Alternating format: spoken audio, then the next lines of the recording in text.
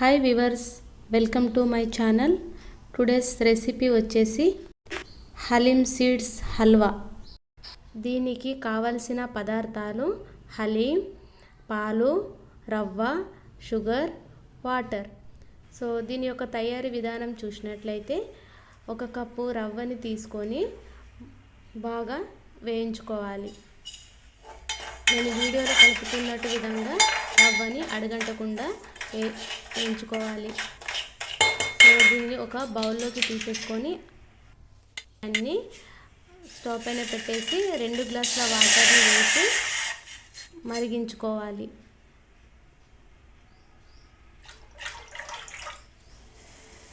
ఈ విధంగా వాటర్ మరిగిన తర్వాత 2 స్పూన్ల హలీమ్ సీడ్స్ని నైట్ నానబెట్టుకొని ఉంచుకోవాలి.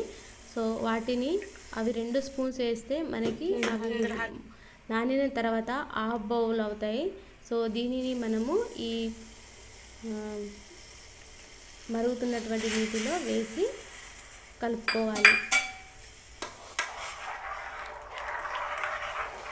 సో ఇది ఉడకడానికి మనకి 2 నుంచి 3 మినిట్స్ టైం అనేది పడుతుంది. సో ఇది ఉడికిన కొద్దీ మనకి దీని యొక్క కన్సిస్టెన్సీ అనేది చిక్కగా వస్తుంది, జిగటగా వస్తుంది. సో ఇలా జిగటగా వచ్చిన తర్వాత ఇందులో మనము వేయించి పెట్టుకున్నటువంటి రవ్వని యాడ్ చేయాలి. ఈ విధంగా రవ్వని యాడ్ చేసిన తర్వాత ఉండలు లేకుండా మనము దీన్ని బాగా కలపాలి. సో నేను ఈ వీడియోలో చూస్తున్నట్టు విధంగా దీన్ని అయితే కలపాలి.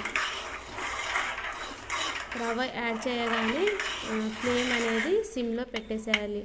సో ఈ విధంగా కన్సిస్టెన్సీ అనేది గట్టిగా పడుతుంది. సో ఇప్పుడు మనము తీసుకున్నటువంటి 1 కప్పు షుగర్ని ఇందులో యాడ్ చేయాలి.